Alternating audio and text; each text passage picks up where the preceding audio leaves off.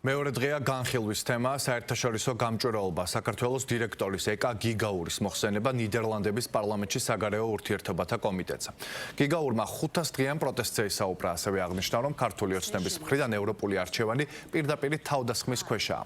საერთაშორისო გამჭვირვალობა საქართველოს დირექტორის შეფასებით ასობით მშვიდობიანი დემონსტრანტი გახდა სასტიკი და სისტემური პოლიციური ძალადობის მსხვერპლი ქვეყანას. 100-ზე მეტი პოლიტიკური პატიმარი ჰყავს, დამოუკიდებელი ჟურნალისტიკა კი ზეწოლის ქვეშაა.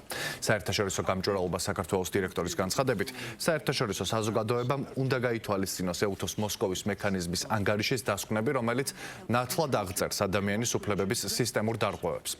საქართველოს მხარდაჭერა კი გიგაურის შეფასებით საერთაშორისო სამართლის იმ ინსტრუმენტების გამოყენებას ნიშნავს, რომლებიც ჰააგაშია.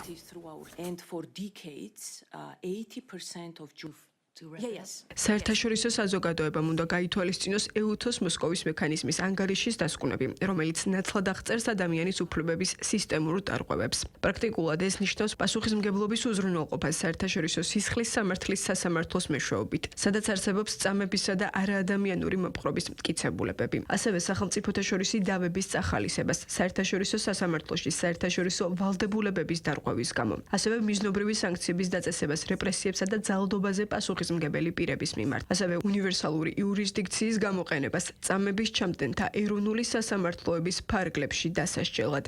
ეს არის კონკრეტული და ხელმისაწვდომი ინსტრუმენტები და მოსკოვის მექანიზმი პირდაპირ ამ მიმართულებით მიუთითებს. ნიდერლანდები როგორც საერთაშორისო სისხლის სამართლის სასამართლოს და საერთაშორისო სასამართლოს მასპინძელი ქვეყანა უნიკალურ პოზიციაშია, რომ ლიდერობა აიღოს. საქართველოს მხარდაჭერა შესაბამისად ნიშნავს საერთაშორისო სასამართლოს იმ ინსტრუმენტების გამოყენებას, რომლებიც სწორედ აქ ჰააგაშია.